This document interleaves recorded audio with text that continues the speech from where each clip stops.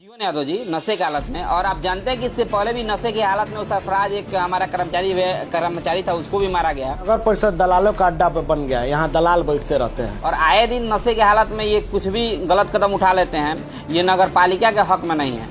सबसे पहले तो जीवन यादव जी ना यहाँ के माननीय हैं, ना सभापति के कुछ रिलेटिव हैं, फिर भी उनके कुर्सी और उनके चेवर पे दरबार लगाना कहीं से शोभा नहीं। एमपी गुप्ता जीवन यादव को रखवा कर यहाँ कमीशन उछलवाती हैं, अपने से एमपी गुप्ता यहाँ नहीं बैठती हैं, उनको तो इस्तीफा दे देना चाहिए। हम जीवन यादव जी के द्वारा अपना निजी काम कराने के लिए उन पे दबाव बनाया गया।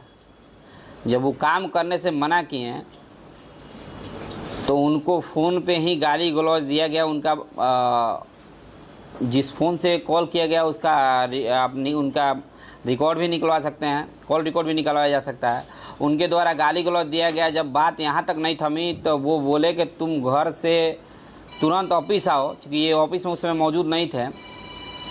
अगर घर से तुम नहीं आओगे तो तुम्हारे बहन बेटी तुम्हारे परिवार को हम उठा लेंगे।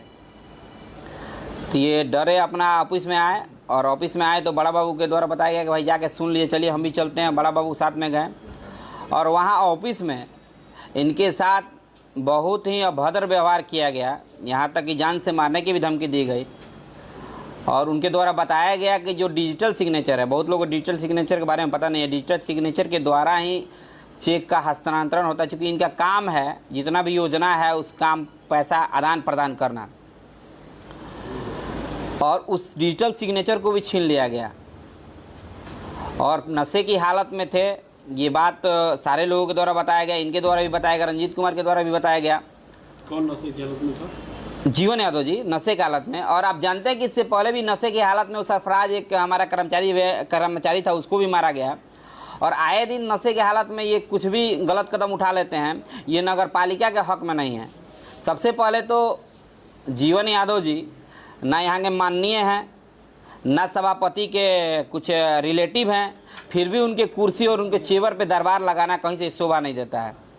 और अब जानते हैं कि इसके पहले भी हमारे एक जेई थे अनिल कुमार जी, उनको भी उठा लिया गया था। रात को 2 बजे छोड़ा गया, उनसे 3 लाख रंगदारी लिया गया। कुल मामला ये है, ये पैसा ये जीवन यादव जी के द्वारा, लेकिन वो डरे थे और हम लोग से बोल के वो कानूनी कार्रवाई में आगे नहीं बोले। ये घटना कब की है? ये करीब 10 दिन पहले ही घटना है। क्या पूरा घटना है? पूरा घटना है कि देखिए, मामला कुल मिला का मामला कमीशन का है कि इनको चाहिए, पैसा चाहिए, ये चाह रहे हैं कि एक्स्ट्रा पैसा लोग से उछले और हमको दें।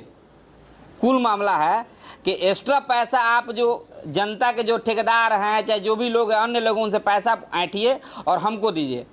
और पैसा नहीं देने पे, चूँकि ये लोग जाहिर सी बात है अगर कहीं से पैसा लेंगे तब ना उनको देंगे। उनका क्या नाम है कि आप पैसा लीजिए, ठेकेदारों से लीजिए, चाहे अन्य लोगों से लीजिए, लेकिन हमको पैसा दीजिए। अगर कोई पैसा अपने पास, जिसके पास नहीं रहेगा तो कहाँ से देगा? तो इसीलिए सबके साथ ऐसा टॉर्चर किया जा रहा है। टीसी के साथ भी एक मामला है कि उनसे भी पैसा लिया गया कि हमने जो भी जिसको ठेका दिया था, ठेका रद्द करवा दिया है, अब आपको काम दिया नहीं तो हम ठेका पे दे देंगे, नहीं तो हमको भी आप लोग महीना दीजिए। तो कहीं से भी अगर कोई कर्मचारी अगर महीना देगा तो जाहिर सी बात है जनता से वसूलेगा, जाहिर सी बात है ठेकेदार से वसूलेगा। तो ये अनावश्यक ठेकेदार जनता पे पैसा का अत्यधिक बोझ डाल के इन लोगों से पैसा लेने की कोशिश किया जा रहा है। 50 लाख रुपए की मांग की गई है, बताया 50 लाख रंजीत कुमार जी के द्वारा बताया गया कि जो डिजिटल सिग्नेचर है उससे पैसा का आदान प्रदान होता है, और डिजिटल सिग्नेचर के माध्यम से पैसा का, अगर ये चाहते, अगर उनसे मिली भगत तो रहती, अगर उनके दबाव में ये आ जाते हैं तो उसे पैसा निकासी हो जाता है। लेकिन वो इन्होंने गाली सहना, मारपीट सहना सहा, लेकिन पैसा ट्रांसफ़र नहीं किया। वो 50 लाख रुपये है। ये नगर पालिका के कोष में करोड़ों रुपये हैं, उसका वो डिजिटल सिग्नेचर होता है, उसी से चेक ट्रांसफ़र होता है। अधिकारी का जो साइन होता है, जिसको डिजिटल सिग्नेचर कहा जाता है, डिजिटल सिग्नेचर के माध्यम से ही पैसा ट्रांसफ़र होता है, अन्य ऑफिस से काम होता है। तो इन्हीं सब मामलों को लेकर किया गया। तो जिला प्रशासन, डीएम साहब और तमाम आला अधिकारियों से हम मांग करते हैं कि इस पर उचित कार्रवाई किया जाए, और आने वाले दिनों में कर्मचारी, चाहे किसी माननीय, चूँकि माननीय को लोग को भी, वार्ड पार्षद लोग को भी गाली गलौज होता रहता है, किसी कर्मचारी, किसी माननीय को चाहे कुछ भी अगर होता है, जिससे जिम्मेदार जीवन यादव होंगे। तो आप लोग क्या एक्शन ले रहे हैं आप कर्मचारी? देखिए, कर्मचारी यूनियन का अध्यक्ष होने के नाते सारे कर्मचारियों को बैठक हुई, सारे कर्मचारियों ने तय किया कि भाई इस मामले को हम लोग डीएम साहब, एसपी साहब और थाना को हम लोग देंगे कार्यपालक पदाधिकारी के माध्यम से, क्योंकि पहला कर्मचारी का पहला दायित्व होता था कि अपने कार्यपालक पदाधिकारी को आगाह करना। कार्यपालक पदाधिकारी को दे दिया गया, यहाँ तक कि वहाँ पे कार्यपालक पदाधिकारी भी मौजूद रहे। तो कुल मिला के ये लूट खसोट के लिए, दबंगई के लिए, हिटलरशाही और रवैया अपनाने के लिए ये सब किया जा रहा है। तो ये नगर पालिका में नहीं चलेगा जब तक हम लोग हैं। चेंबर भी बंद रखने का प्रयास की बात की गई है। देखिए एक बात बताते हैं, माननीय चेयरमैन से भी मैं आपके चैनल के माध्यम से अनुरोध करूंगा कि कल अगर एफआईआर होता है तो अगर जेल जाएंगी तो जीवन या तो जेल नहीं जाएंगे, क्योंकि ऑथराइज पर्सन नहीं है।